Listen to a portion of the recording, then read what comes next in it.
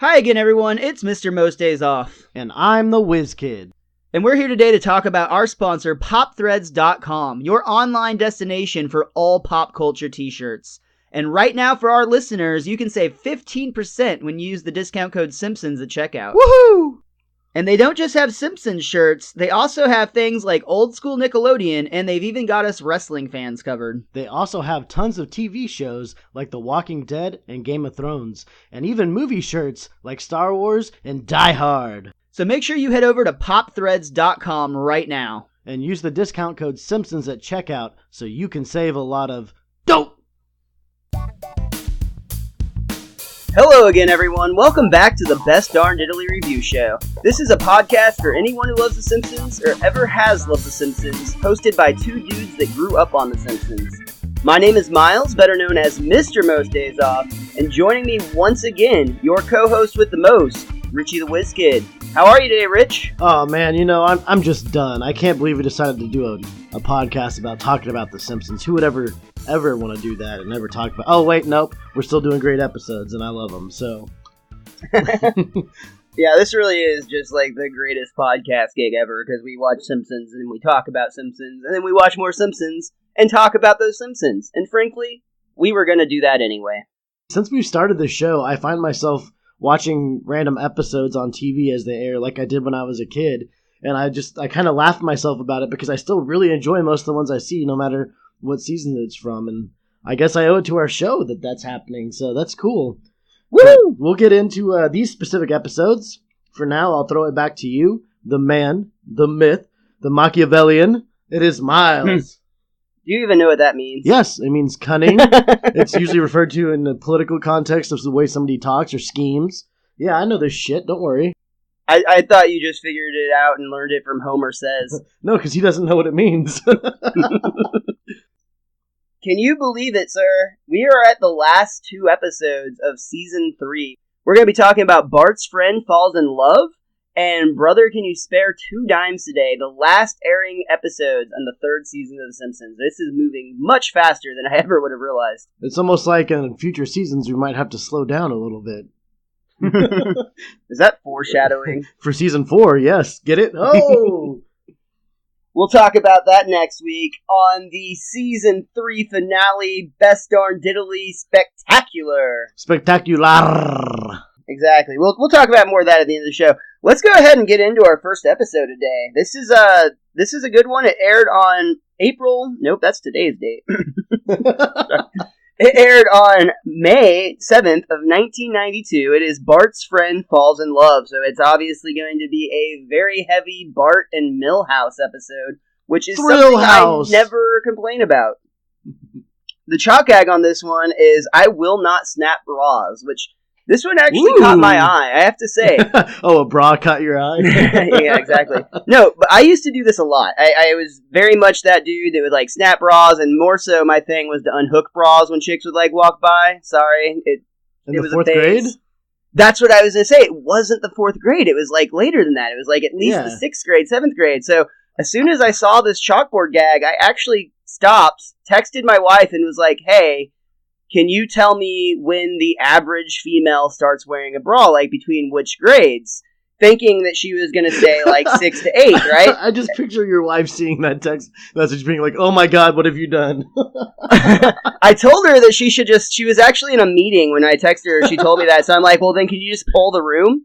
But she didn't like that idea. I don't know why. Regardless, she told me, when she did get back to me, she said between 4th and 6th grade, which I was very surprised by because that technically falls into this demographic. Bart, as we know, is a 4th grader, so based on my wife's knowledge of female development, which I have to assume is better than either of ours, this totally passes. This could be a thing that Bart does. See, I didn't expect it in terms of Bart doing it with kids. I thought of him doing it with, like, the teachers. Like Mrs. Gerbopple? Yeah, like, she would have had to catch him doing it to make him write it on the chalkboard.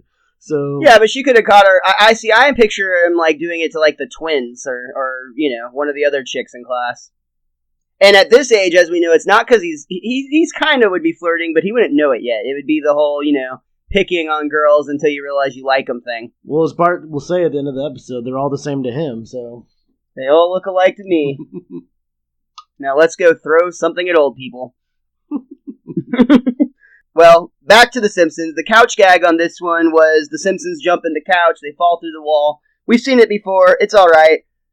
However, we have not seen this before, Richie. I have to say, when I saw the opening sequence of this episode pop up, just the very first scene where we see Homer's change jar, I immediately got excited because I have to say, I think this might be my favorite opening sequence of The Simpsons of all time. The Indiana Jones parody they do, where he's stealing the change and running away from Homer, and they do so many cool little nods to the Indiana Jones movies.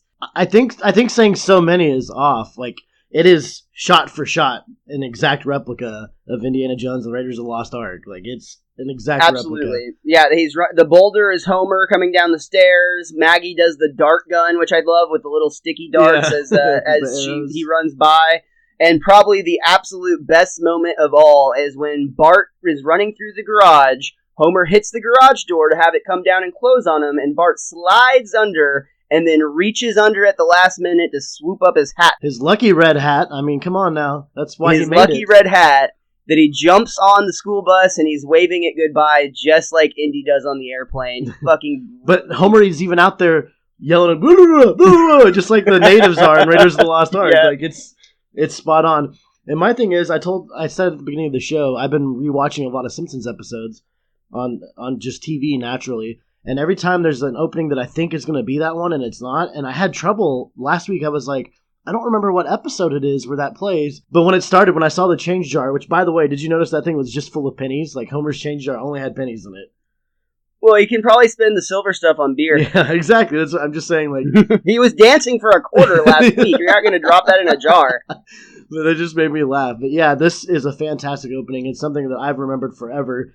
I have to admit, the Temple of Doom is my personal favorite over Raiders, but still, beautiful, beautiful scene. Raiders scared me when I was a child because people's faces melt off at the end. Well, what about Temple of Doom? They pull a dude's heart out of his chest. I mean, that's pretty wicked. Temple of Doom, when I was a kid, was my favorite one. Actually, I don't know, because I remember my dad taking me to see The Last Crusade, too.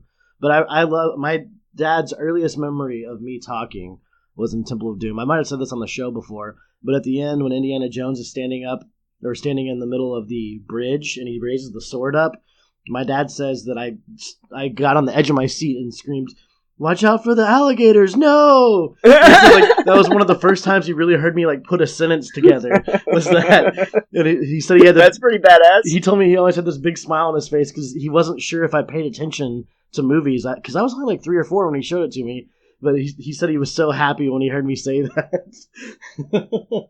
That's badass. Yeah. That's a really cool story. Yeah. Well, this episode starts out strong and it just keeps going because the next scene we have Bart and Milhouse on the school bus. And Milhouse got a new toy. I love Bart's response. He's like, "Oh, cool, a novelty oversized billiard ball." And Milhouse, of course, it's a magic 8-ball. And Milhouse is like, "Yeah, and it tells the future, too." What I think's cool about this episode, and it's something, again, that I just get really nerded out on here, I think the magic 8-ball is going to be a metaphor for what Bart and Milhouse go through this entire episode. Milhouse gets something new. It kind of gets in the way of what's going on throughout the episode, and at the end, it's actually going to break. And I never caught it before, but it fills out a very similar path that Milhouse's romance will this episode. That's an interesting connection. I did not make that, but I like that idea. That's very, very cool. They do use the magic 8-ball to kind of test it right off the bat. They ask, Bart's first question is, "Will I pass my English test?" Which, of course, the result on that, outlook not so good. Immediately after that, Milhouse asks if he's going to get beaten up today, to which it replies, "All signs point to yes." And one of my favorite lines right there, Nelson leans over the seat and is like, "Wow, that thing knows everything," and then he punches Milhouse. But where the tension on the episode starts is actually quite early on this one, because they ask the magic 8-ball first if they'll be friends. I don't remember exactly what he said, but basically, will we be friends till we're old men? And it comes back a no. He asks, will we be at least friends until we're college dropouts or high school dropouts, living on the streets or whatever? No again. And then finally, will we still be friends by the end of the day? And again, it responds no. But at first the kids just laugh it off, because what could possibly end their friendship in just one day, Richie? I can't think of a single thing. Women. They ruin everything. To be fair, though, if you look at least all the episodes I can recollect where they flash forward in time, we've got the one where Lisa's president and Bart's actually roommates with Ralph. There's one that gets right out of high school, and Milhouse is like all jacked up on steroids going after Lisa, but him and Bart, it didn't seem like we're really that close anymore. I mean, maybe the Magic 8 Ball's onto something here. How often do you see Bart and Milhouse together in flash forwards?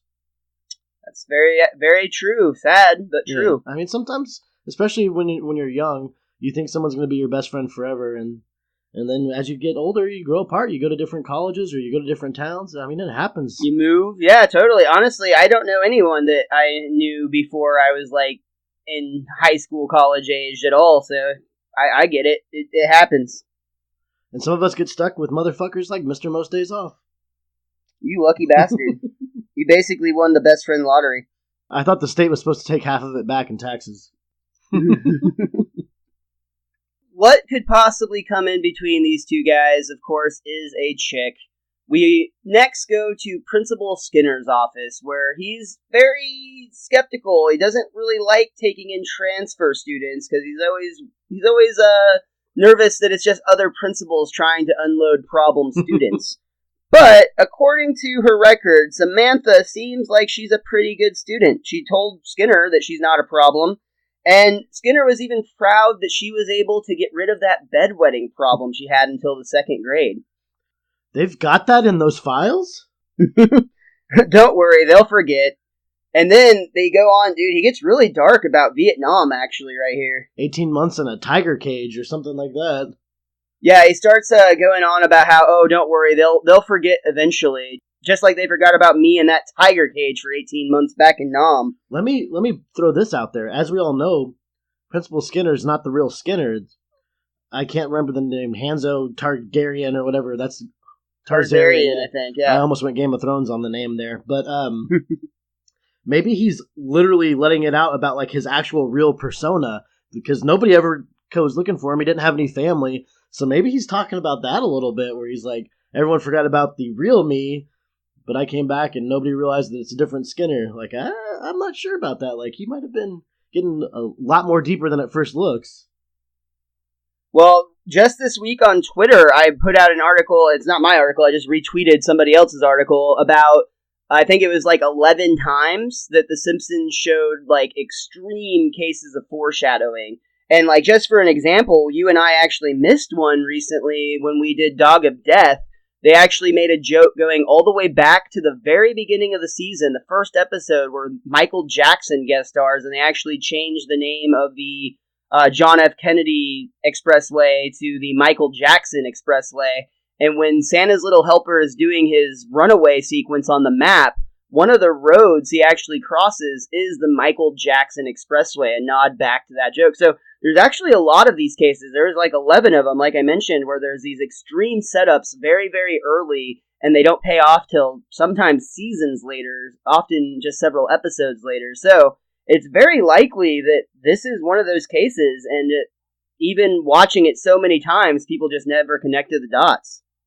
Maybe they're just trying to plant the seeds there because they had an idea way back in season 3 that they might want to do this, so they leave it a little ambiguous. I mean, honestly, I don't think it had anything to do with it at all. I just think it's a cool thought. It's interesting, it could possibly have opened themselves up for that. And hey, everyone loves continuity. Well, and it's the type of thing that they could just leave it as is and never revisit it again, and it's fine. But if they do have that idea and they do decide to go forward with it, they have that seed planted. Super nerds like us can try to connect dots that may or may not actually be there. Totally. That's what we do, man. That's half the fun of watching this type of stuff. The other part of fun is sex education, which we'll get into in a little bit. Yes, sir. But before we get to that, we actually get Samantha introduced to the class. I love this sequence with Miss Krabappel. I think it's great. What happens is Samantha gets brought in by Principal Skinner, and first off, there's this great little back and forth with those two, because Edna essentially makes a comment at Skinner about how, oh, just keep packing them in, like they don't have room for any more students. Seymour's just like, we should talk about this later. But what I really like is Miss Krabappel says to Samantha, like, oh, you must be really afraid and scared right now in this uncomfortable new environment. And when Samantha's like, uh-huh, well, why don't you go ahead and stand in front of everybody and introduce yourself? I'll be grading you on grammar and poise, which I think is just a great, like, of course, that's actually what happens in real life, and it's probably the worst thing that's what nobody wants to do when they're a new student. They just want to, like, melt and disappear, and instead they immediately have to, like, face their worst fear of, like, publicly talking to people. Yeah, but to be fair, it is Springfield, and I bet they're a little looser on what's passable. I wouldn't be too worried about passing Mrs. Krabappel's class, I don't think. Not unless you're Bart, who gets an F, which is very poor, even for him. I thought that was really funny. But they commented, because Bart's like, wow, the Magic 8 Ball was right. Yeah, that was how they tested it, to show that the Magic 8 Ball is actually onto the right path, which is bad for Bart and Milhouse, if that's true. But see, my whole thing about that is, when they use the Magic 8 Ball and Bart asks if he's going to pass his test, and it's not, or outlook and not good, or whatever it said, it's setting Bart up, like, he doesn't study, he doesn't try. Like, you know he's going to fail it. It's just one of those things where it gives him permission to fail, basically. Yeah, exactly. It's a self-fulfilling prophecy at that point. Right, and he might not try so hard on the test once the Magic 8 Ball tells him that, so... Yeah. It makes you wonder if the Magic 8 Ball had said he would have passed, and maybe he would have, put some effort into it, like we saw back in Bart Gets an F. Yep. One other thing to mention about that introduction scene, I really love this line when Samantha is talking about all the things that she's experienced here in Springfield. One of them is this smell that nobody seems to notice because they're probably all used to it, but she's not. And then again, Mrs. K with a great line, oh, that'll fade in about 6 months. I like what she said, her little spiel about why her family moved there. I've got it here in my little nifty companion guide, The Simpsons, A Complete Guide to Our Favorite Family. We just moved here from Phoenix. My dad owns a home security company. He came to Springfield because of its high crime rate and lackluster police force. Poor Wiggum. Clancy. Bart doesn't want to embarrass Springfield's #1 detective, after all. No, tell us how it's done, or else I won't learn. When Samantha enters the room, another thing happens too. Milhouse and Samantha lock eyes, and instantly you can tell there's something going on with these two in terms of maybe some new feelings they're not quite used to. If only there was some way that they could process this and learn about it. And fortunately, it just so happens to be the day that they're going to be watching the sexual education video, which, of course, is hosted by Springfield's favorite television show host, Troy McClure. It's always good to hear his voice. And it is his voice, which is nice, because I hate when they do the weird Troy voice.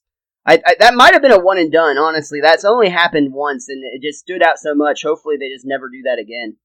I think at this point in Season 3, they know, like, the character has been set for the most part. Not, like, on a personal level, but the quirky parts of him are set, so it has to be Phil Hartman doing it, or it just doesn't count. Totally. But what I wanted to ask you, when did you get to watch the sex educational video? Because I didn't get to in 4th grade. Mine was actually 5th grade. I think mine was 6th grade. I think they waited till we were in middle school. Yeah, and I mean, of course, we kind of had the gist of things prior to that, just from, word on the street. But we didn't technically get sex education until the 5th grade is when I first saw that video. And they actually separated the boys and the girls to watch the videos. Yeah. And it's South Park style, where before that you thought you just stuck it in her and peed a little? Yeah, just stick it in her butt and pee. That's how babies are made, right? I told you, I don't really pay attention in class. That was no exception. No, that's actually completely false. That was the one day that I was just like, holy shit, I am excited to learn about this. And then when they separate us, and it's just like, I don't want to learn about the penis. This is stupid. I already have one of these. Works. Yeah, I've operated one of these before. For Christ's sake. We want the tits. And all of every shower, and that was the other thing. They had several shower scenes, or they're talking about the young ladies in your class are going to be going through experiences of their own. And you get this moment where you're like, holy shit, are they going to show us the inside of a girl's locker room? And they do, but it's the most overdressed girl's locker room you'll ever see in your entire life. I'm just going to leave that right where it was. My favorite part of this whole video is the very introduction when Troy McClure lets all the kids know, don't worry, we know you have a lot of questions, and we're going to explain it to you very straightforward with Fuzzy Bunny's Guide to You-Know-What. For the record, in case anybody wanted to know, Troy McClure, he's always famous for being a lot of things. He did point out on this little info video thing that your kids might remember me from such educational films as Lead Paint, Delicious but Deadly, and Here Comes the Metric System. Honestly, I'm one of the people that thinks the metric system should come. Like, don't get me wrong, it would be a learning process because I'm an inches and feet dude, but at the end of the day, like, the rest of the fucking world uses it, man. We should adopt it so it's not hard to, like, translate when you're talking with people about meters and feet and things of that nature. I used to agree with you until I watched a Bob's Burger episode last night where Tina joined the debate team, and they actually debated that topic, and she brought up points like, well, how do you know what a foot long is after that happens? And I was like, oh my god, I never thought, like, my daily life could be affected by things. Did you know that a foot long is not actually a foot long? Subway coined that phrase so that they could call their sandwich a foot long when it is in fact only 11 inches. How dare they? They owe me feet and feet of sandwich. Yeah, absolutely. Those inches add up, right? My Uncharted 3 character used to taunt people with that, and that means those taunts were meaningless. $5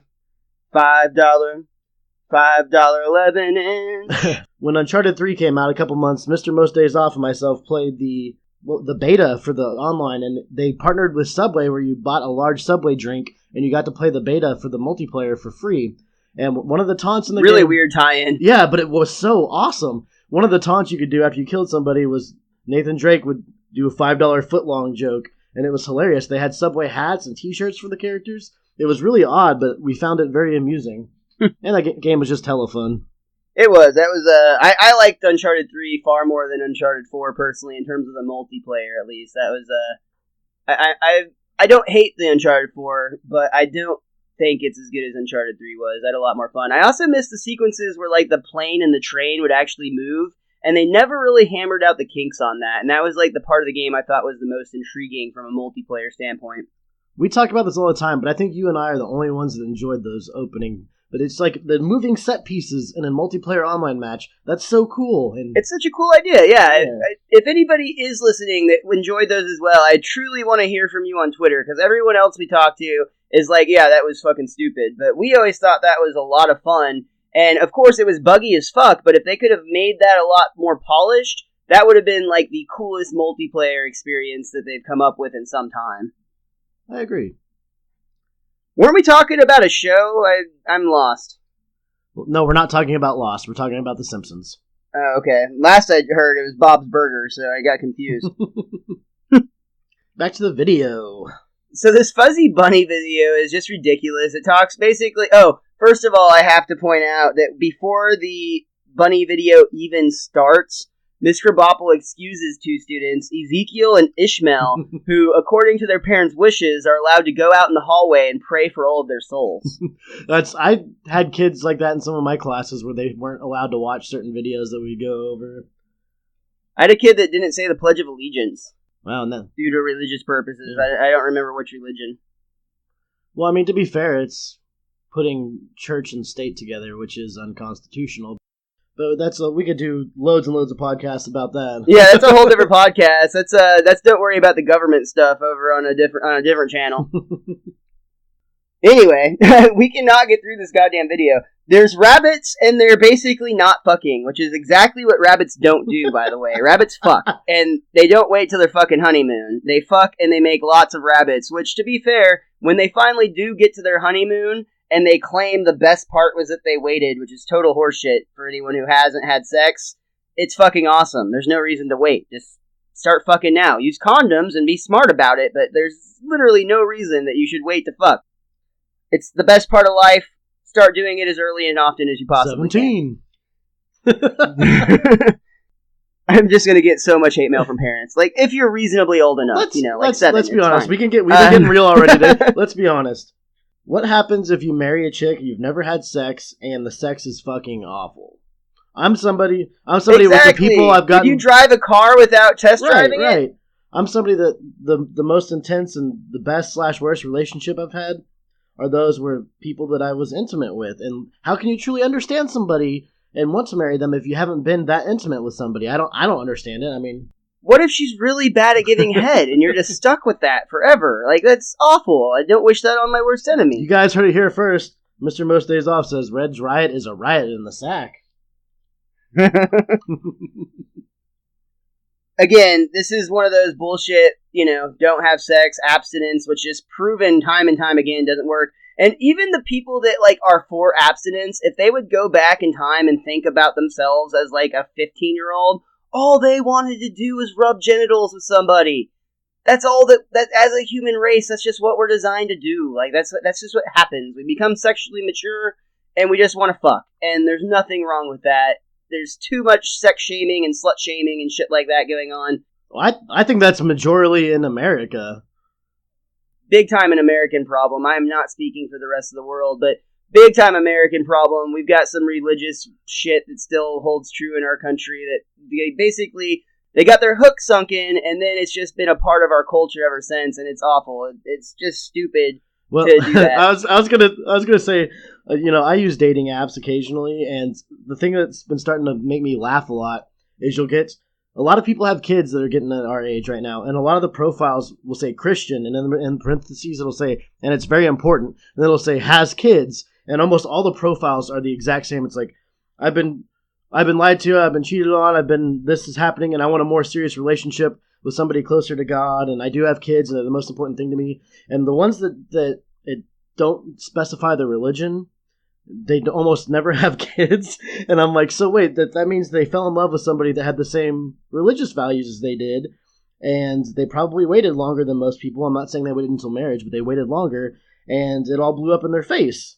And I don't want to lump everybody in together, but that makes an impression on you where it's like, okay, they were taught these values and everything, and once shit hit the fan, the values were meaningless. But that's just me. This might all get cut later. I'm just being 100% honest from what I've observed being on those sites.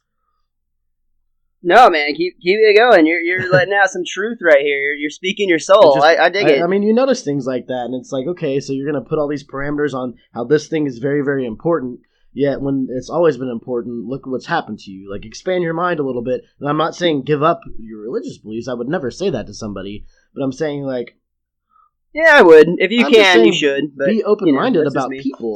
We're people. You can't put us all in a little box and say this is how it's supposed to be, because that's anti-people. I am pro-people, and I'm pro-Simpsons, and I'm not teaching abstinence like this bunny video does. I did get one laugh. I did mention bunnies fuck, and they make a lot of babies. In this case, that's true. 9 months after their honeymoon, they actually had 14 bunnies. 8 of them survived. There's a very obvious sex scene in the sex ed video, because you hear straight porn music going on, and all the kids are going, oh, and Mrs. Krabappel's like, wasn't she smoking in the background? But she goes, she's faking it. Yeah. And then Troy McClure has another great line at the end of the video, and of course, kids, now that you know how to, don't do it. Which makes a pretty valid point on the whole abstinence scene, I guess. But that actually fucking reminds me of this. I have to assume this is fucking fake, but you never know. I heard a story once about 2 people, and I think they may have been mentally challenged to some degree, but they were in a relationship, and they are essentially given this style of abstinence video. And in the example, when they're showing how to put on a condom, they put it on a broom handle. And again, I think this is a joke more than it's true, but it's always told to me as a true story when I've heard it in the past.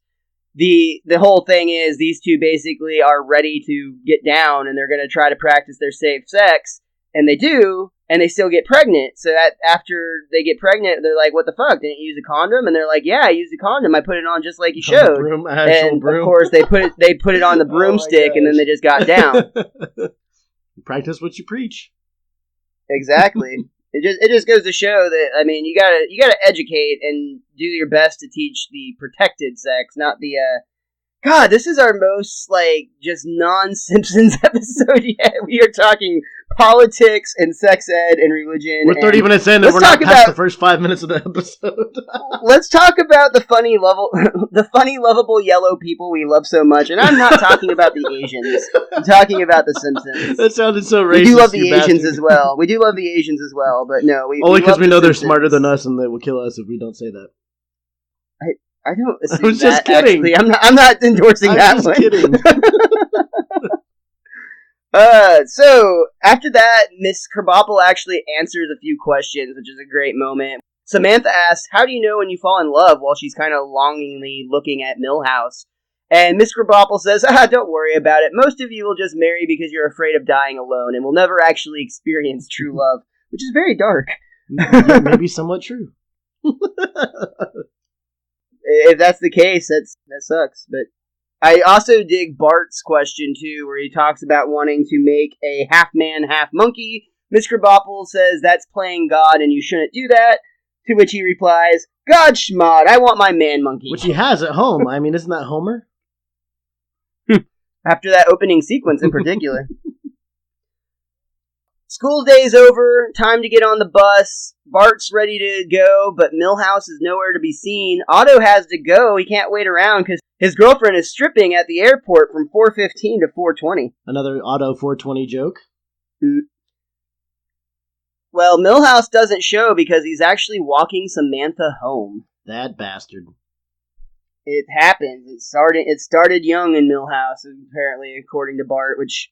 I was one of those as well. I always liked girls. The only problem was I was incapable of getting them to like me back at that age. I really didn't know what I was doing. I knew I desperately wanted one. I just didn't know anything about them or what to do with them.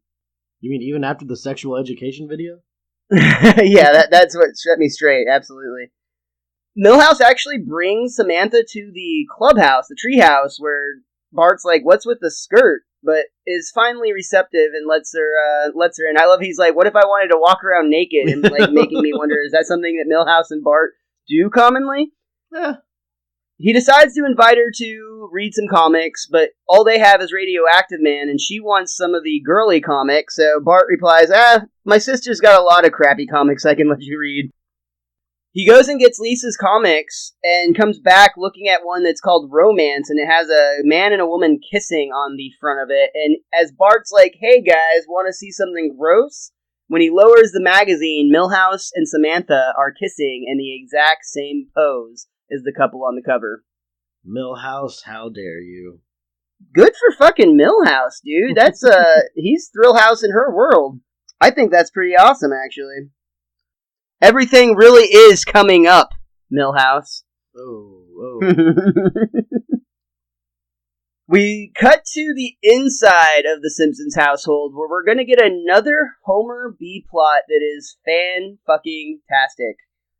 Homer's laying on the couch watching TV with Lisa, watching a program about fat people. He's going to change the remote, but it's just out of reach, so he decides he'll give it a chance.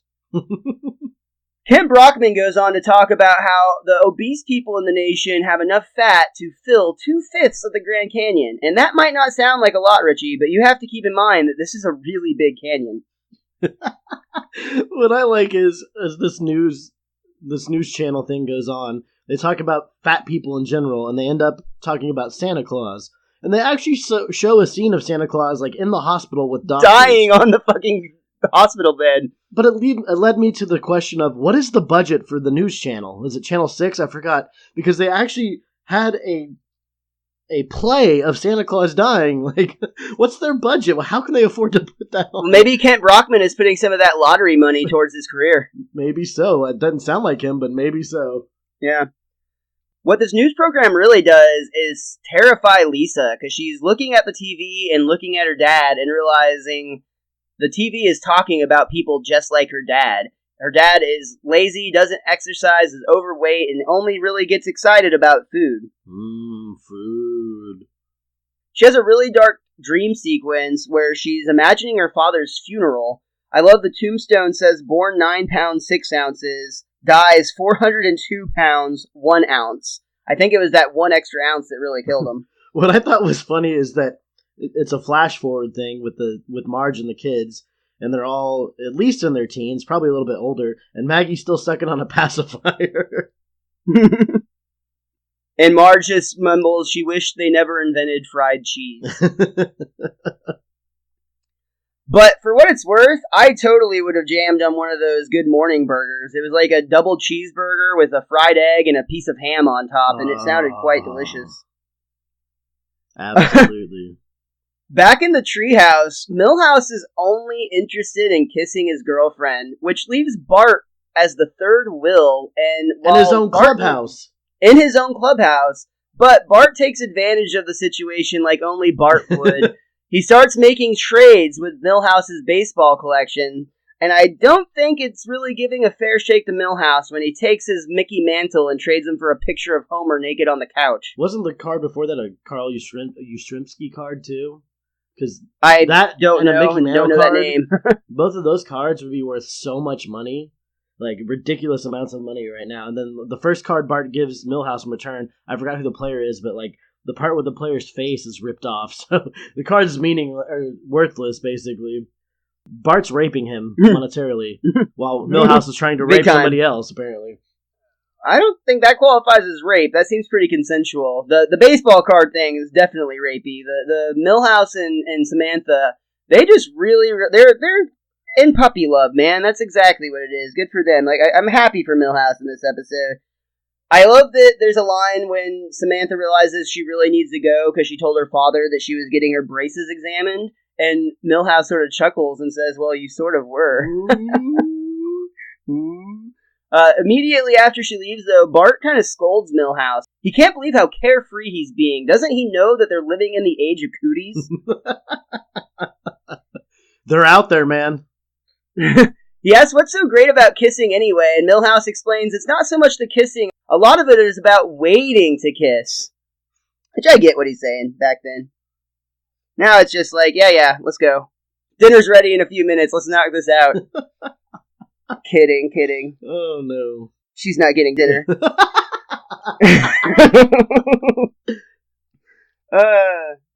I'm glad she's not one of our listeners.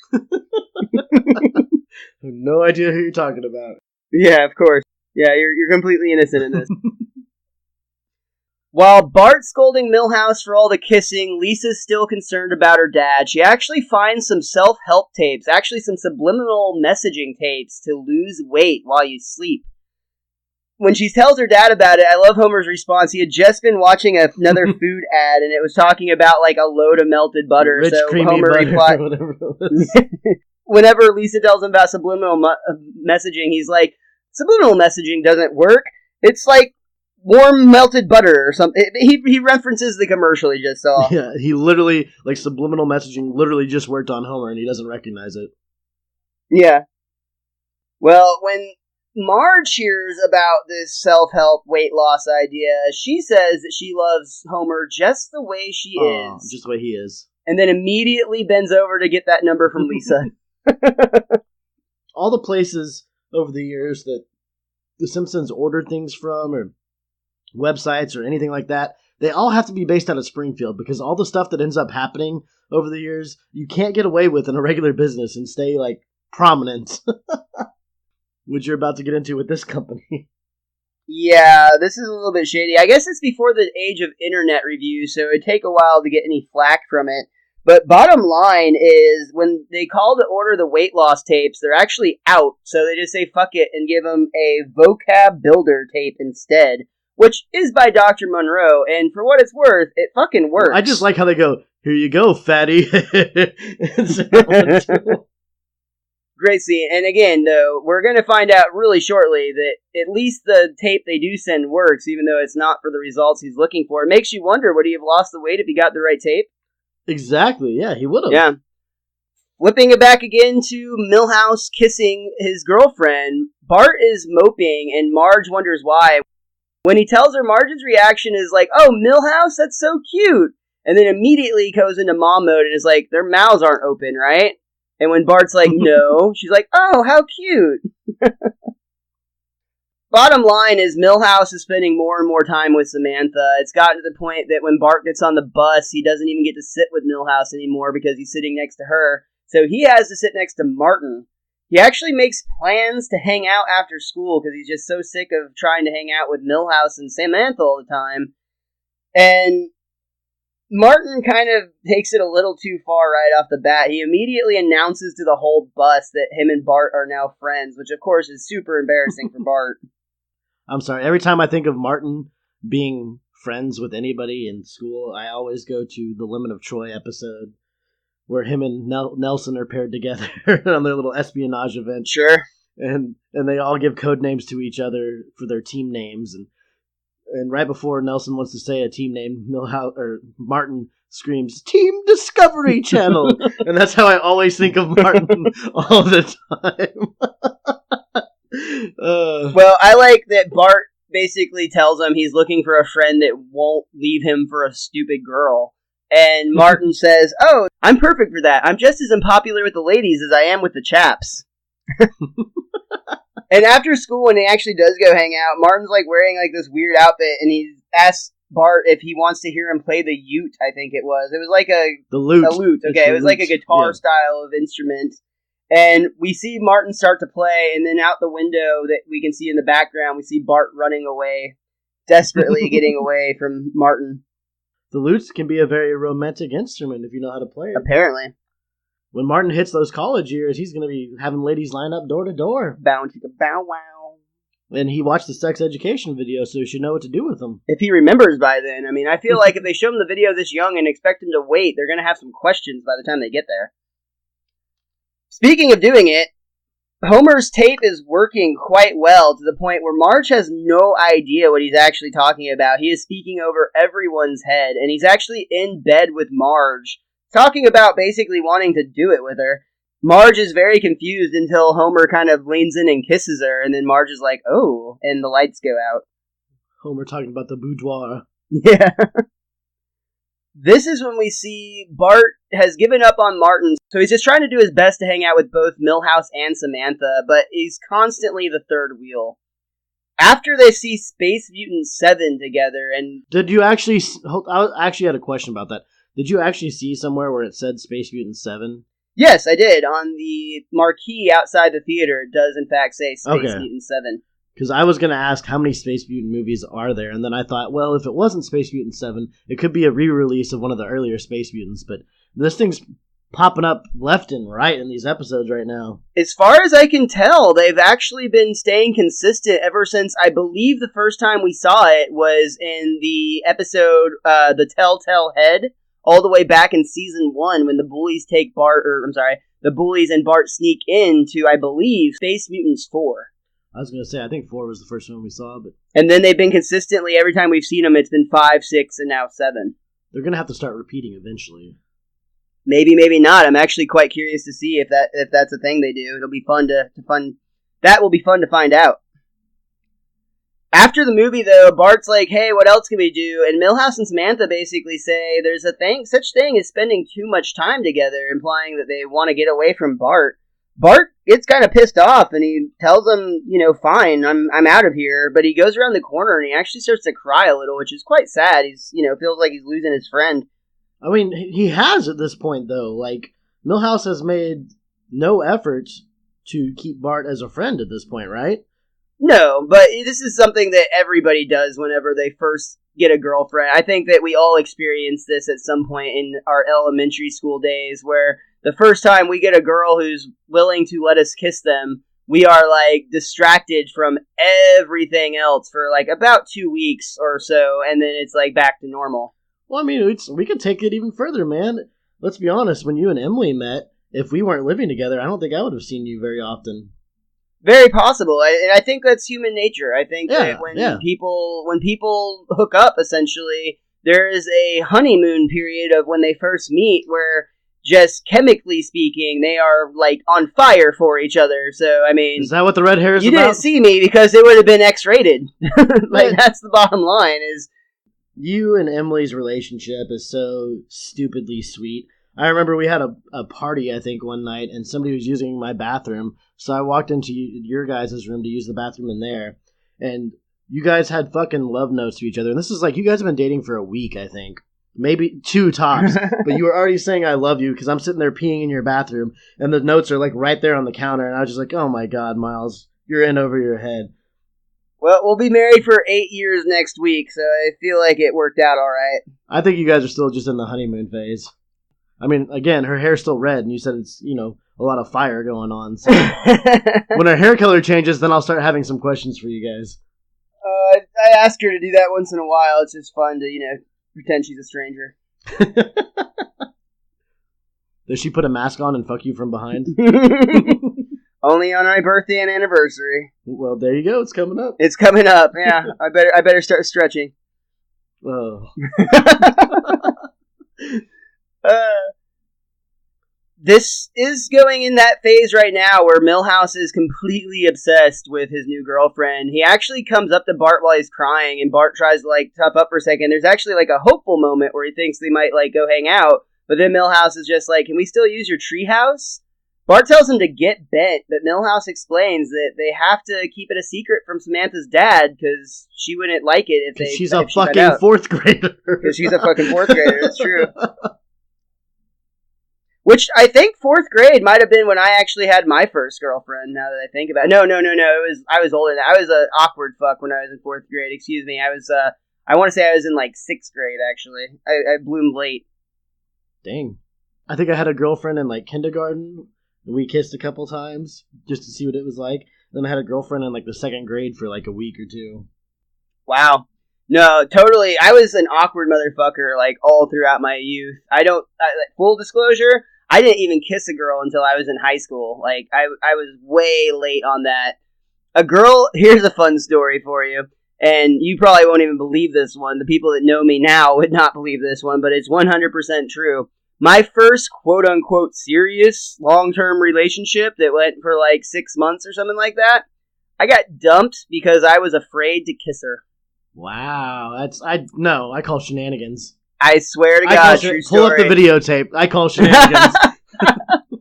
Yeah, true story, Bullshit. Man. I was that much of a loser. But it's cool. It's cool. I'm okay now. Did the sex ed video make you save yourself till marriage? No, not at all. Not at all.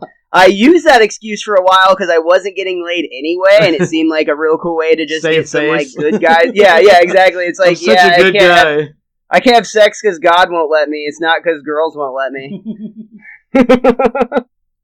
Oh, youth. Good times. Good times. So, yeah, if you're feeling awkward now, it gets better, everyone. Don't you worry. Just keep loving life, and everything will figure itself out. If you start loving life in general, eventually a girl will accidentally find you while you're loving. Yeah. Well, when Bart hears about this dad issue, then he gets an idea to get his friend back, and it's a pretty shitty one, honestly. Yeah.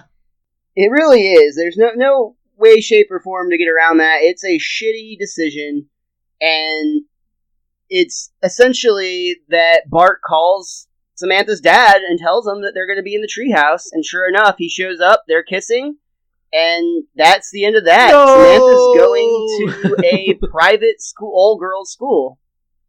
Maybe my favorite line in the entire episode, Bart is like, finally, we can get back to our normal routine. You want to go, I can't remember, he invites him to go do something. Milhouse basically is completely heartbroken, as you might expect, and he says, I don't get it. Our relationship started out just like Romeo and Juliet, but somehow ended in tragedy. That was actually my favorite line of the whole episode. I'm a Shakespeare guy, so I really like that line. But at least they're both alive still. I would not describe myself as a Shakespeare guy, but with that said, I really enjoy modern remakes of Shakespeare stories, and I'll give 2 examples. I know it's a chick flick. I know both of these are technically chick flicks, but I love both. The 10 Things I Hate About You, which is a parody of Taming of the Shrew, and I love the remake with Claire Danes and Leonardo DiCaprio. I didn't mean to say that. I really didn't. I like the guy. Leonardo DiCaprio. Their version of Romeo and Juliet that came out in the 90s, I fucking love that shit. Just the style of it, that movie is fucking rad. I love the gunfight they have at the gas station, and their guns are all named sword and dagger and all that good stuff. I think that is a really, really cool version of the story, and honest to God, I was assigned that story, I never read it or understood Romeo and Juliet, until I saw that movie, and then I understood entirely because it connected to me. My guilty pleasure movie that's a remake of Shakespeare is Amanda Bynes, and the first thing I remember seeing Channing Tatum in, which is She's the Man, which I believe is Merchant of Venice. I like the scene where they use tampons to plug a bloody nose. I thought that was really funny. But there's something about that movie where it's like, I know it's stupid and I know it's idiotic, but it's a guilty pleasure movie. When it's on, hey, there's nothing wrong with guilty pleasures, man. I have a bunch of them. That's what this episode's about, isn't it? Yeah, sure. But no, Shakespeare is a good dude if he was real. If not, it's still a good dude. Yeah, I like that theory that he's not actually a single person, but a collective work of many people. I think that makes more sense than him from his life than him being real. But again, something else we could have a podcast about to talk about. Well, since we have this one about the Simpsons, let's talk about Homer. He's still trying to lose weight. He's using those tapes. He's using a lot more fancy big $5 words, but he has not stopped eating. His appetite is still completely uncontrollable. At the 2-week check-in, he's actually gained 13 pounds, so he actually throws the tape in the trash because it's obviously not working. Shatters it. I love this line. They cut to a scene of Milhouse being depressed on the playground. He's standing up on top of a jungle gym just looking into like the rain dark cloud. And cloudy. And Ralph, of all people, has this line. Ralph has a great line here. It's recess everywhere but in his heart. That's actually kind of, that's really sombering, like sweet, you know. Yeah, it's a nice line and weird that Ralph had it. Honestly. Again, Ralph isn't necessarily clearly defined yet. He started to be a few episodes back, I thought, but then they give him stuff like this where he's not quite Ralph yet. Not quite Ralph at all. They also do another really funny visual gag right here when Bart actually goes to Lisa for advice. She's reading this magazine, and she talks about how it shows that human evolution predicts that humans are going to grow an extra finger. And then Bart puts his 4 fingers down on a 5-finger hand and is like, 5 fingers? Ew, no way, that's crazy. Yeah. Freak show. It's kind of weird because Lisa's been reading this Eternity magazine through the entire episode. It's just, that's what got her to find these. That's where she got the idea for the tapes initially after the obese thing, I thought. But I know it was on the news call. Yeah, you're right. Program, but she's had this magazine in her hands, and it's almost like they couldn't figure out what to give Lisa to do in this episode, or they wanted to have her little moments. So, like, it was almost like a C storyline where she had this Eternity magazine. Yeah, you're right. It was something that drug through the entire episode, and it was brought a lot of things to it. It's kind of interesting. That's what told her that she told Bart that he needed to just be honest with Milhouse, I think, is in the scene at the end, was also because of the magazine. I think you're right. And that's exactly what Bart plans to do. He actually goes over to Milhouse's home. His mother answers the door and is happy because she knows that Milhouse can use a friend right now and sends Bart upstairs. I wanted to point out that Milhouse is crying during the scene, and there's actually a joke about that where Milhouse says he doesn't want Bart to see him cry, and Bart's like, I've seen you cry dozens of times, like every time you hurt yourself. Anytime someone picks on you, things like that. He just mentions the fact that Milhouse is kind of a crybaby as a joke. But I wanted to point out that maybe it was just me, but I thought Milhouse sounded really weird here. Like, the voice was sounded deeper. Off. Yes, like, well, I think it was maybe because they were trying to cry and talk at the same time. But there was just something very weird about the voice. Maybe the voice actor literally just had like a cold that week or something. But I honestly think it's to make him sound more mature because the fact, that's interesting. Because of the fact that Bart says, "I hear you cry, I see you cry all the time." This is a much more meaningful situation to Milhouse, and it's almost like through this episode he matures a little bit. That's what the sex ed video is about: is maturing and having fur where there wasn't fur before in Troy McClure's voiceover sense. So maybe that was all tied into this moment because they listen to it, then they play it back. So I think there is a little bit of meaning behind it. That's actually a really, really cool idea. I think that's interesting, especially if all of this is about Milhouse hitting puberty before Bart does. That would come with vocal changes as well. I think we'd hear more squeaking at times, but that's to come. Either way, Bart does in fact confess that he was the one that called the dad and broke them up, got them separated, and Milhouse fucking loses his shit. Understandably so. Understandably so, he's pissed. But he starts attacking Bart. 2 great moments here. One, the parents actually come up and hear the commotion, and they're just so excited that Bart was able to get their son out of bed that they don't even care that they're fighting. They see it, too. They don't just hear it. They go in the room. Oh, yeah, they open the door, and they're just like, oh, yay, he's up and active again.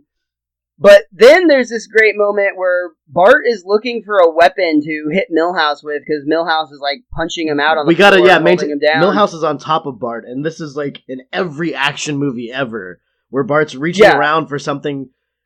I never understand why the bad guys in movies don't notice that the person's reaching for something to hit them with. I'm sorry, continue. Well, Bart passes by like a brick and a broken bottle and some, like basically like a bunch of really effective weapons. But then we get back to loop around to the beginning because Bart picks up that magic 8-ball and he smacks it on the side of Milhouse's head and actually breaks it, which I'm going to say this. I know magic 8-balls are just cheap plastic, but holy shit, if you hit somebody hard enough in the head to crack one, that's a pretty significant pop. Dude. Damn, I would be pissed if somebody hit me like that. And Milhouse seems totally fine afterwards. It's again, I said this at the beginning of the episode. The 8-ball is kind of the metaphor of what happens in the episode, isn't it? Like this, I brought the idea up, and we have only seen it in the opening scene and at the end scene, but they reference it a few times. And the 8-ball is kind of what causes all this gloominess in the episode. And the instant that it breaks, everything's back to normal, isn't it? And I think that's a really cool analogy or a really cool theory for this episode, that the 8-ball is so meaningful. The magic 8-ball is magic in the wrong way. The magic 8-ball. Maggie needs that other magicness just gone from the Simpsons dome, so. Milhouse actually says afterwards, bet it didn't see that coming, talking about the 8-ball. I think Bart says it, I believe. Well, it's a great ending to your metaphor, too, just with the 8-ball knows all except for its own fate. Which is usually the way it happens with future seekers, or they're worried about the end of their own fate, one or the other. 50-50 shot. To wrap up the beeline, we have that classic Simpsons reset we always get, because Homer's no longer listening to his vocab tapes, and when he's looking for a spoon in the kitchen, he's having a hard time coming up with the words. He asks Marge, where are the metal dealy used to dig? And Marge tells him it's a spoon, and he's like, yeah, that. Milhouse and Bart go to visit Samantha one last time at her old girls' school, where, despite it being a 50 Rosemary offense, Samantha gives Milhouse one last kiss. Well, I like that she said in a letter to Milhouse or something or on the phone that she's the one dressed in the plaid skirt or whatever. And it's school all the uniform. Girls have yeah. This is when we get that moment we talked about earlier. Milhouse and Bart are on the way out. Milhouse is talking about girls, and Bart's basically like, well, they all look alike to me. Let's go whip stuff at old people. And it's, again, you don't feel necessarily fantastic about the way it ends, but it does hit that reset, and you do see that Bart and Milhouse are still friends. The reset is what it all comes down to. We've talked about it many times before. They've got to get there some way, somehow. It's usually pretty quick and sudden at the end, honestly. And this one's not the worst offender when it comes to that. There's been other episodes, like thinking off the top of my head, the one with Homer and the catfish that he catches during marriage counseling. That one wraps up in like the last 30 seconds of the episode. So like there's times where it's worse about it, but ultimately we've got to reset so we can start afresh every episode next time we get to one. Well put, my friend. This episode has one last little gag to end the show. It's all words that Homer actually used during the episode. It's Homer says, increase your wordiness. I'm not even going to be able to say most of these. Honestly, I'll probably butcher at least some of them. First one, satiety. That means belt-popping fullness. Triumvirate, which is 3 guys giving orders. Gourmand, like a gourmet, only fatter. Machiavellian, which Richie so gracefully explained earlier, but Homer just simply writes, I don't know. I don't know. And then my favorite, boudoir, where a French guy does it. Well, goddamn, we talked about that episode for a long time. Do you or that book of yours have anything else to add for Bart's friend falls in love? Well, again, I've talked enough about what the episode means. It is about friendship, and all friends fight. We fight all the time, but that's what best friends do, man. It's because we know each other so well, and you can't. It's all we hit that reset constantly. But in my guidebook, The Simpsons: A Complete Guide to Our Favorite Family, they point out a couple things I didn't notice. It says there is a reference to the Circus of Value store, which that store appeared in Simpsons roasting on an open fire. It also pointed out that all the change in Homer's change jar was pennies, which made me happy that I caught that. Let's see here, and it says when Milhouse and Samantha kissed for the first time, they joined upper bodies and form a perfect heart shape. Aw, how sweet. I don't really have anything to add to this one. I do want to say that while many people may not consider this a classic episode, I do, only for the reason that I remember seeing this one so many times on reruns and as a kid, as a teenager, on the WB after school. This one just tended to pop up quite a bit, and I think specifically that opening sequence with the Indiana Jones scene, that to me is just absolutely one of the best Simpsons sequences of all time. So even if the entire episode isn't a high point, that's got some big time moments, and overall it tells a great story in 22 minutes. We've got another great episode to talk about, Brother Can You Spare 2 Dimes, right after this message from our Pottern family. What's up, everybody? This is your man Adam from the Mike Kings podcast, telling you guys to give us a listen on iTunes, Stitcher, Google Play, and follow us on Twitter at the Mike Kings. We talk about pop culture, movies, games, TV shows, anything that's interesting to today's millennials. Give us a listen. I promise you'll enjoy it. We appreciate it. Thank you. Next up on Best Darn Diddly, we've got Brother Can You Spare 2 Dimes, which debuted on August 27th, 1992, and was the return episode for fan favorite and our favorite guest so far, or at least very high on the list of our favorites so far, Danny DeVito in the role of Herb Simpson. I'd still say it's probably a tie with him and Kelsey Grammer, with Sideshow Bob. And they've both had they've both had 2 appearances on the show so far.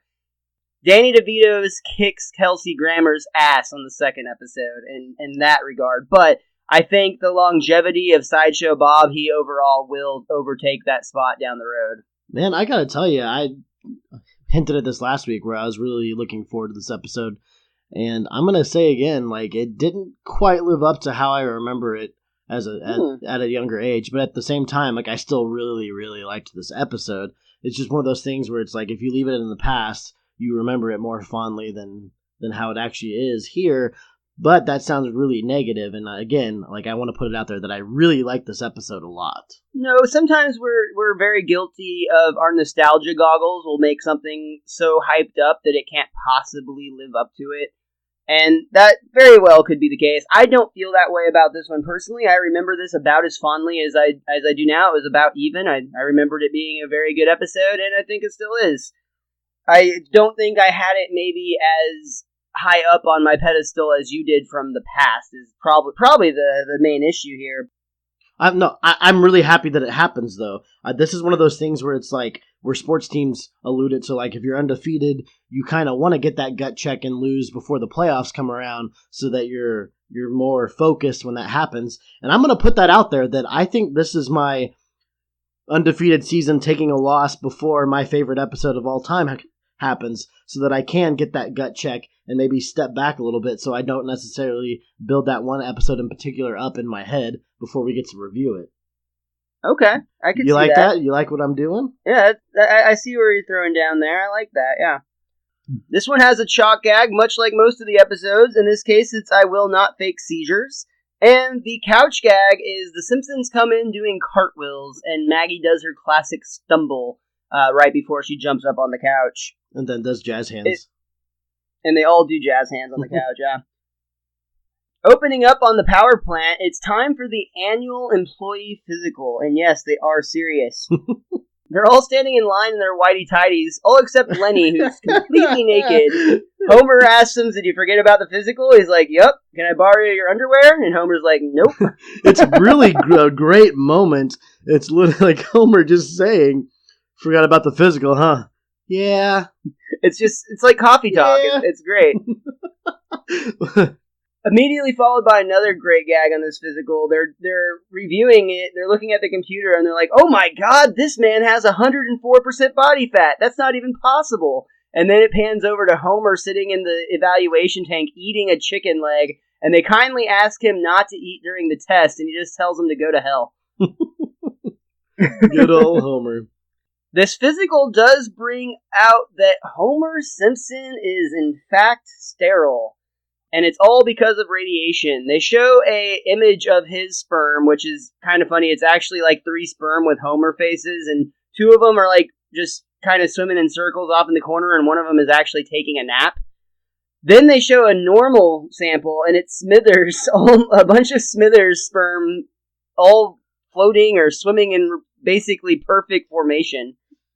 Man, come on now. Like, this is another Burns-Smithers romantic relation and thing right here. Like, Smithers could have picked anybody's sperm, but he purposely, he proudly displays his own sperm. So, and I love how... Yeah. And again, it's one of those things where, like, you probably notice it every time you see the episode, but again, now that we're reviewing it and taking a closer look to get disgusting for a second, I mean, it's got more meaning. Come on. But it's so comically drawn that it's just I think you can actually hear, like, Smithers, like, grunts, like his sperm grunts, too, when you hear it, too. It's just really funny. It's a, I almost said telescope. It's a microscope, not a freaking, like, speaker system. They also determine, though, that Homer could in fact sue, so they lawyer up. They bring in the team to figure out what they can do about that. Burns is like being an asshole, but at the same time offering him coffee, and he's like, I bet you all want it black like your hearts. And he's just doing, like, constantly doing stuff like that. Yes, and, like, that would be great, thank you.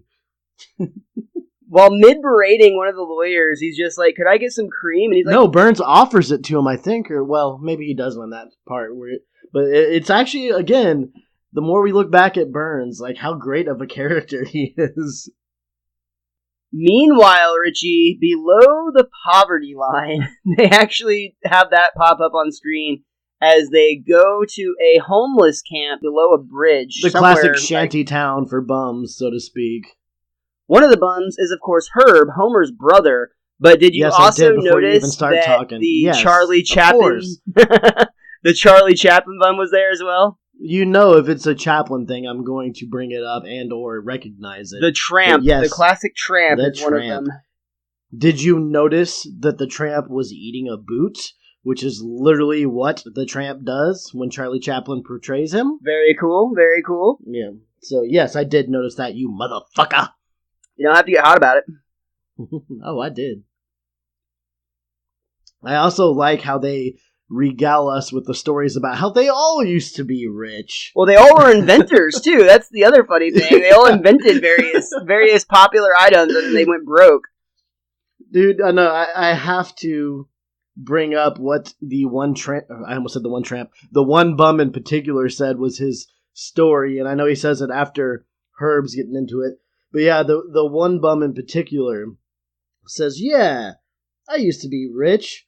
I own Mickey Mouse massage parlors, and those Disney sleazeballs shut me down. I said, look, I'll change the logo, put Mickey's pants back on.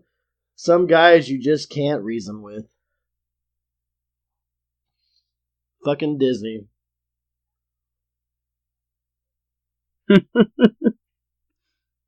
Herb tells his... After that, Herb does, in fact, tell his story, and he basically just recaps the episode about the Homer, where, oh, brother, where art thou, where Homer basically ruins Herb. It's actually a really well-done scene where he's kind of talking about it in flashback, and they're showing the scenes from the old episode. Herb is still of the belief, though, that all a man really needs is a good idea in this country, but he's still offended by the fact that the Homer was named the blunder of the century.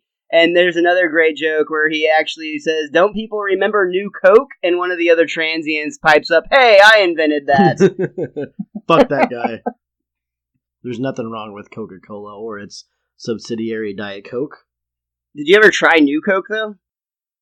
No, but I did try Coke Zero, and I don't like it. Yeah, New Coke, essentially it's like the same idea, except nobody liked New Coke, and they stopped making, like, original Coke when New Coke came out, so the whole concept was, like, people were mad because they just wanted their regular Coke, However, when Coke realized the problem, they rebranded as Coca-Cola Classic, the drink that we all still drink to this day. Oh.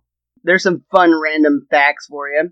Back at the Simpsons home, Bart is about to show Lisa that he could vault over the couch. He takes the broom, he gets a running start, he locks it into place, and he lands smack dab in the middle of the couch, and it actually collapses under him. But there is this wonderful moment, one of my favorite moments in this episode. It's because I always enjoy when Bart and Lisa team up together. Because when Homer comes to figure out what happened to the couch, they instantly just work together to say, we were sitting on it, just having a casual conversation, and we heard a rumble underneath us. We barely made it off in time before it collapsed. And then they hug each other to comfort one another, and it's just brilliant. And it was Lisa, though. Lisa leading the charge of, it's just a devastating moment, and Bart's like, here, patting her on the back. And like you said, a great brother-sister moment, as brother and sister will do when you fight all the time, but there are those moments where you come together to not get in trouble. Well, Homer is just sad because he misses his couch. He's sad that it's broken. He's going to have to take it back to where it came, the curbside in front of Flanders' house. I like that he has a flashback of all the good times he had on the couch, and in every scene he's sitting in the exact same position on the couch. He's there when he finds out who shot JR. He's there during Hands Across America when, like, the kids and Marge and the Flanders are literally in front of him holding hands across America, which makes me think, did Hands Across America go right through the Simpsons' home? That's a little weird. Yeah, it was kind of awkward, but great that he wasn't in hand. No, yeah, he was just sitting back on the couch still. He also is there for the fall of the Berlin Wall, but he finds that to be boring, so he turns it on to Gomer Pyle. Pyle? Back to Herb, who is a lost man, not able to come up with an idea. He used to be able to come up with tons of ideas. He doesn't know what's gone wrong. And he finally, in a park, hears a woman struggling to figure out what her crying baby needs. And he realizes he knows what he must do. He has the idea of a lifetime. He actually goes up to thank this woman. She's like, he asks her, ma'am, you just gave me a great idea. Is there any way I can repay you? And she's like, please don't hurt me. Consider it done. Consider it done. Said in a way in which maybe it did cross his mind. Right? Yeah, it was an interesting sequence, but it was very funny. While Herb is excited about his new idea, Homer is back at work, and there's a great moment where he's just sitting around with Lenny and Carl, and he basically is talking about how things can't get any worse. And then there's an awkward pause.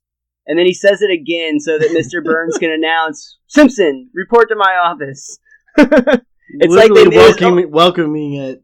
Well, it was almost like they missed the cue the first night. Like if you ever seen a stage play where somebody misses the cue, so the actor re-says the line. Yeah. It was almost like that, but it was very funny.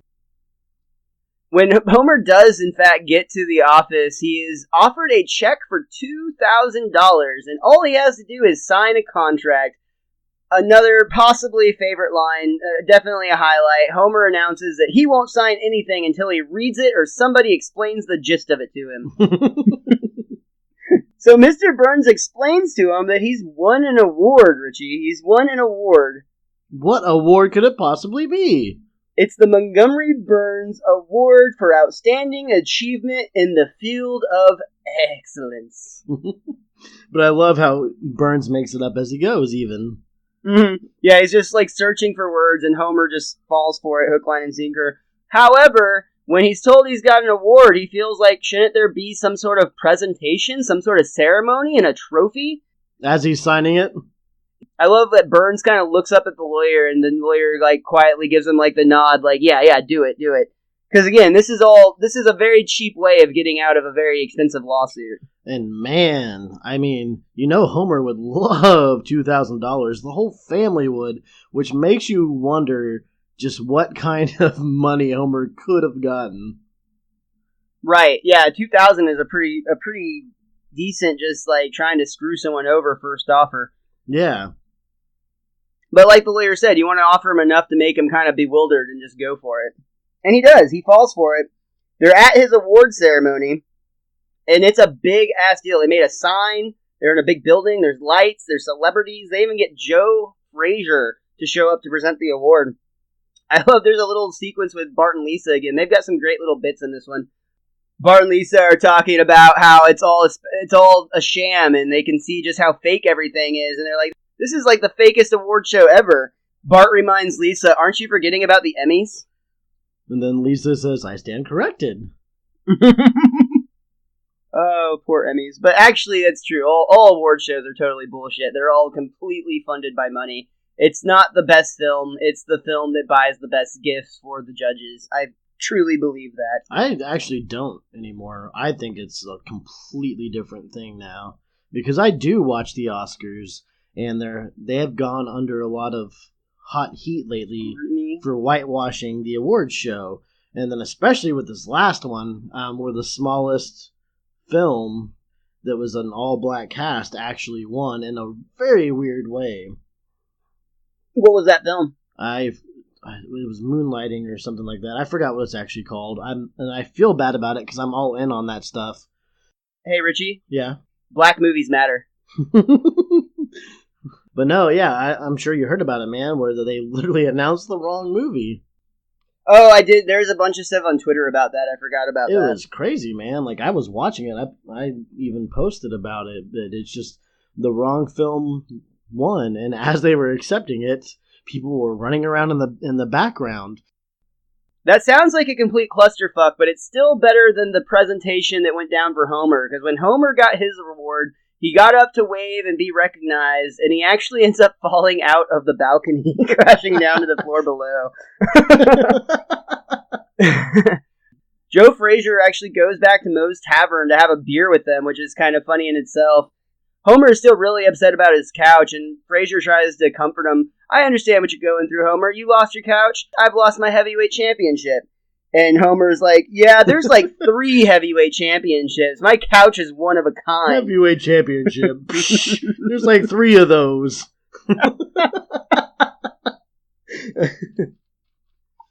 I really love the next scene, though, because Barney and Frazier actually get into it, and Barney asks Joe Frazier to step outside and fight. Here's the thing, though. This scene is actually changed on Joe Frazier's request. It was originally ended with Barney winning the fight and actually knocking out Joe Frazier, and Frazier wouldn't have it. He said he didn't like that and wanted it flipped around, which I think sucks. I think it would have been so much funnier if Barney won the bar fight. I mean, Frazier lost the heavyweight championship 3 times, right? So... Well, and how much stupid ego do you have to not let a cartoon version of yourself get knocked out by another cartoon? It's not like it's really taking Right, it's not like it's really taking a jab at the guy. It's just an obviously funny joke, but... And Barney's a great fighter, though. I mean, he knocked out Wade Boggs. Much like Jose Canseco, he just is being a dick about things. So he wouldn't let the joke go. He had it reversed. But it's still funny the way it is. I mean, like... Barney is a good fighter, clearly, especially when he's drunk. Well, he was always in that really terrible Simpsons wrestling game. He was one of the best fighters because he had this belch attack, and the gas that came out would just like hang around forever, and it was super obnoxious. But that game was garbage. But one more time, thank you, Wade Boggs, for taking it like a man. Or a woman, whoever Barney's going to fight with. I don't know. I don't want to exclude the ladies from there. Back to Herb at the homeless camp. He's come to a realization. Earlier he said that all a man needs is an idea, but he was not quite right there. A man needs 2 things. He needs an idea, and he needs enough money to get it off the ground. And it's just then that he catches a glimpse of a newspaper where it announces that none other than his own brother, Homer J. Simpson, was awarded not only a trophy, but a check for $2,000, the exact amount he needs to build a prototype for his new baby translation device. What I thought was a little bit odd is that it's literally the front page news in the magazine he sees, but then Herb asks the other bums, he goes, hey, which train goes to Springfield? And they point him in the right direction, which means How big of a deal is it that it's making national news? Yeah, exactly. Like, he's clearly not in Springfield. But dude, that train scene is so good. Though I let it slide because he's running along the train trying to hop on. The The first car he sees is nuclear waste, so he's like, not that one. Next one is a very, very angry tiger, so he skips that as well. Finally, it's crusty brand sulfuric acid. Which is leaking. Which is leaking everywhere. Skips that one as well. And then the fourth car that comes by is full of none other than fluffy pillows, so he decides to hop on in and take a nap. It looks so nice, too, when he's like laying back and kicking back and falling asleep. I'm like, oh, I want that one. It's like the blanket fort from Community. It just looks so comfy and cozy. His luck's turning around. It sure is. Homer now has a check for $2,000 just burning a hole in his pocket. He is wanting to put it to good use. He decides he's going to demo out that massage chair he's always wanted that happens to cost $2,000. Woohoo. There's a great moment. He really likes it, and there's a moment that's really funny. He asks the sales clerk to turn it up to high, and everybody's like, you can't do that. No. And he's like, I said high. And it goes into this point where he's like completely tripping balls. It's actually it's a direct reference to 2001: A Space Odyssey. That makes a lot of sense now that I think about it. I haven't seen that movie. I've never seen it, frankly. honestly. And I've only seen it like twice, and it was when I was pretty young, honestly. And high? But it would be another one that I'd have to revisit. Actually, probably not at that time. I would be if I saw it more recently. Homer really wants to buy this chair after he gets his test run, but Marge reminds him that there's other things they could spend the money on. Homer tries to explain that he's always felt like he's had an empty spot inside of him. He's tried to fill it with things like family, religion, community service, but none of that crap worked. But this chair probably would. I understand you, Homer. I really do. Marge does convince him to pass on it, however, and they still hold on to their money for now. Marge saves the day. She really does. It's going to pay off big time. Always bet on Uncy Herb. Unless he's designing cars. No, that's Homer. Yeah. So, speaking of Herb, he actually shows up at the Simpsons' house, but he's not actually sure which house it is. He sees one house that's very clean and well kept, and he sees another that's got kind of a half-mowed lawn and just stuff all over it. So he assumes it's obviously going to be the nicer house based on what he knows about the Simpsons. But that turns out to be the Flanders house. He would have been better off. If he knows Homer, then he should have known it wasn't that house. Well, if you remember, though, his vision of what Homer's family was like is that clean cut, like it's that thing he always wanted. So I think that was an optimistic thinking, but it was still really funny when he shows up and Ned answers the door. Herb tells him he thinks he has the wrong house, and Ned is like, absolutely not. It's Tie Thursday, and you're just the transient we're looking for. Fucking Flanders. They take him in, they argue over who gets to wash his feet. They bathe him, they clean him up, they give him a new suit, and they send him on his way, and Herb looks better than he has in quite some time. He now heads over to the Simpson home, better prepared to see his family, and when Homer opens the door, there's another great scene here where Herb is actually conflicted in his own head. He's like, honestly, he doesn't know what he's going to say to Homer. He's still his brother, but he ruined his life, and he's still angry. And fortunately, in the moment, he's able to figure it out, because as soon as Homer opens the door, Herb punches him in the face and then walks right through the door. He walks over him after he walks inside. Homer kindly requests that while he's a guest in his home, if he would refrain from punching him in the face and just kick him in the butt instead. Herb says he'll try his best. Which brings up a point. He knocks Homer out cold, and Homer's unbreakable. So does that mean Herb is also unbreakable? It probably runs in the family. Or it's only half unbreakable. What if it ran on Homer's mom's side of the family? For the time being, it seems like it runs on Abe's side. Unfortunately, I think this is the last time we see Herb. Yeah. So it's maybe one day, though. Danny DeVito's still running around with Always Sunny, so maybe he'll make time to do one last appearance before the show is done. That'd be really cool. I saw him referenced in one of the newer episodes recently that I watched, but I have no idea what season it was from. They held up a picture of him. There's not a lot to catch up on, because Herb's been homeless, and Marge says nothing to complain about. Homer decides to give him a tour. It's kind of funny, because he just gets really focused on this light switch, and I love the fact that this is the one that turns on the light in the living room, and I have no idea what this one does, and it pans outside. You can see it says Merry Christmas 1985 on the roof, and it flashes on and off when he hits the switch. I love the idea that the Simpsons still have Christmas lights on the roof that they somehow haven't seen in 3 seasons.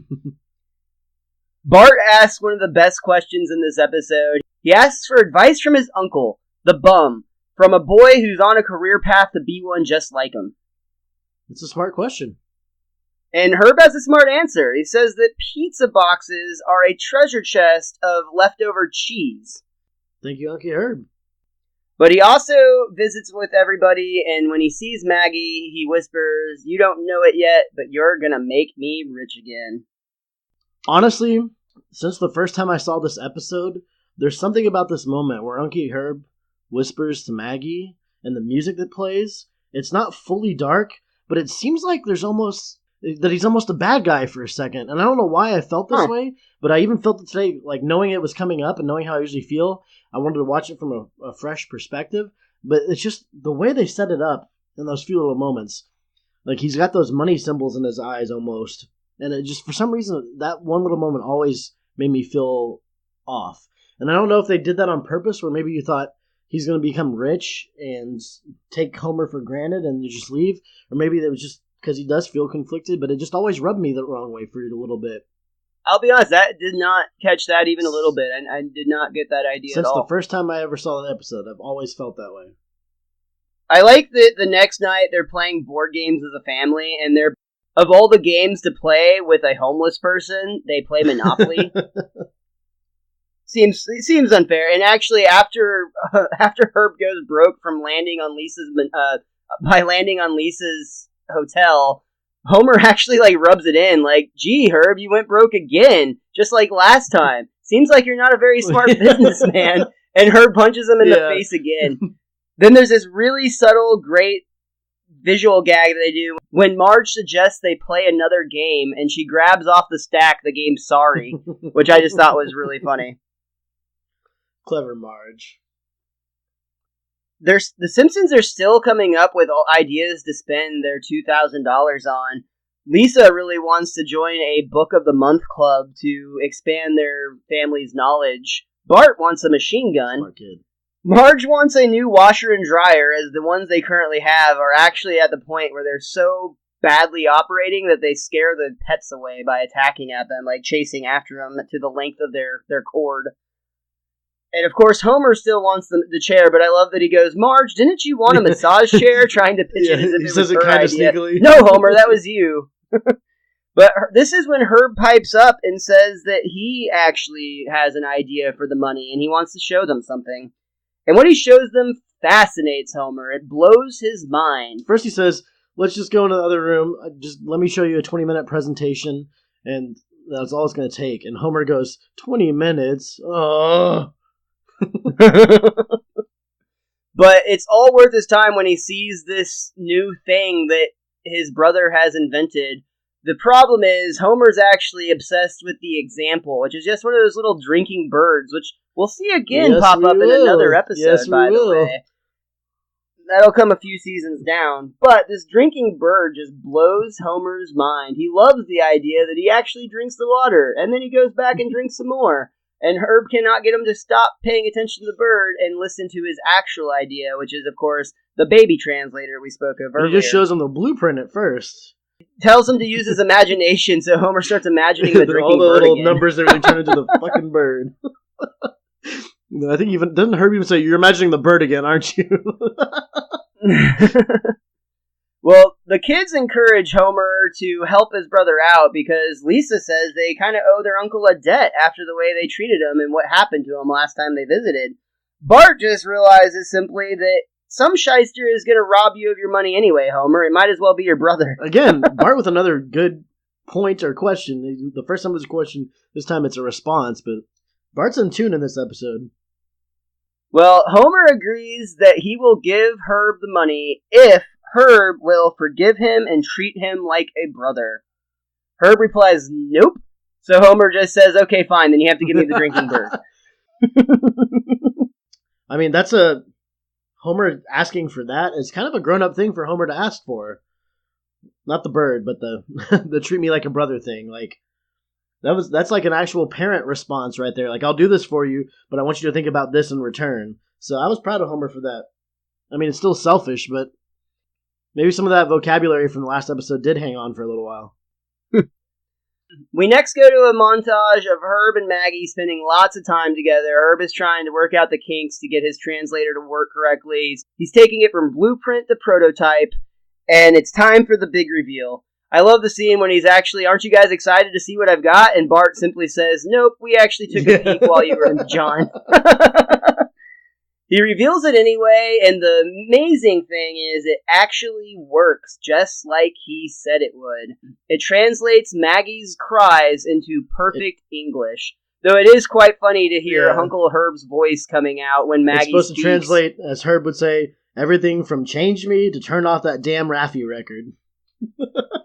When Maggie, she says one thing early on, but then the second time when Maggie goes, blah, blah, blah, blah, blah, and then it translates and it's Danny DeVito's voice going, I have soiled myself. How embarrassing. And there's something about that just hearing Danny DeVito's voice do that is just great. I also like the peekaboo where Lisa covers her face and Maggie's like, oh no, where did you go? And then when she reveals it, oh yay, there you are again. It's again, Danny DeVito. But it's like factual. It's not fantastic. like you feel any of the emotion behind it. It's all like factual. Right. Yeah, and it just makes it hilarious. It's like talking into a computer. Exactly.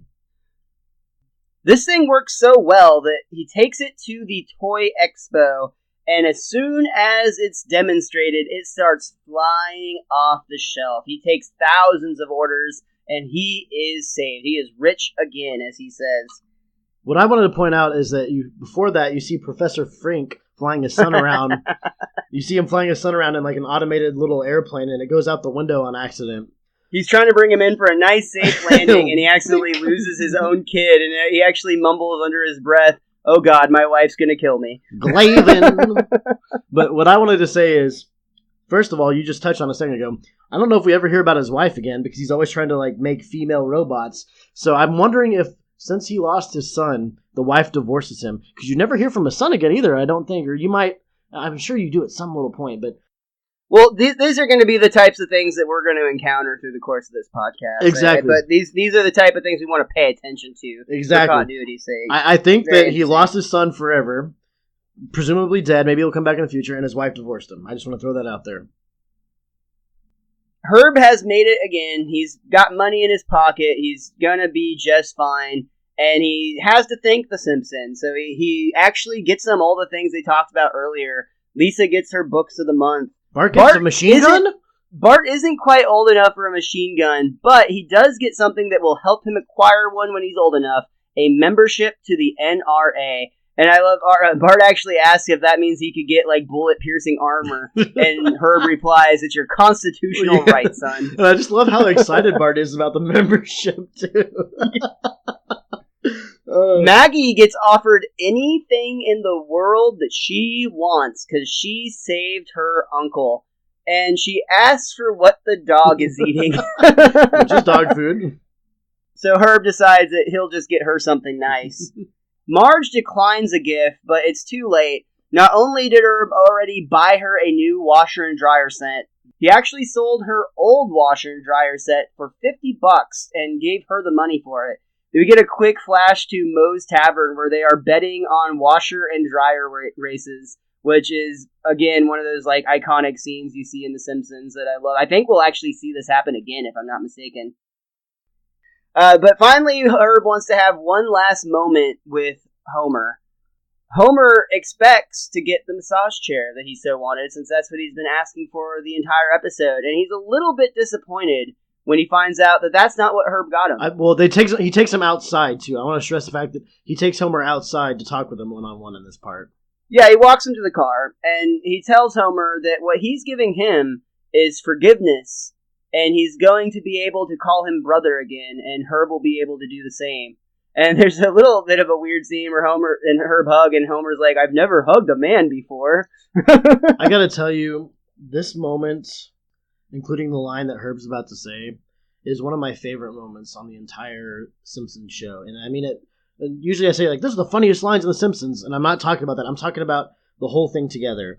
When they start hugging and Homer feels weird, and then Homer starts smiling a little bit, and it's one of those things where, like, Homer is very selfish. We've established that time and time again. But, like, you legitimately feel bad for him. But at the same time, you're like, but he gets what he asked for. He can call him brother. They're hugging. And when you see Homer upset that he doesn't get the chair, but then he starts smiling because he has this moment with his brother and that he can be okay with that, it feels really good. And he immediately gets rewarded for that feeling because you see that recliner, you see the truck pull up. The delivery truck pulls up, and Herb actually says, I got you the damn chair. Homer, I bought you the damn chair. And that exact moment right there, when Herb says that line, and Herb says it like with a little bit of happiness behind it too.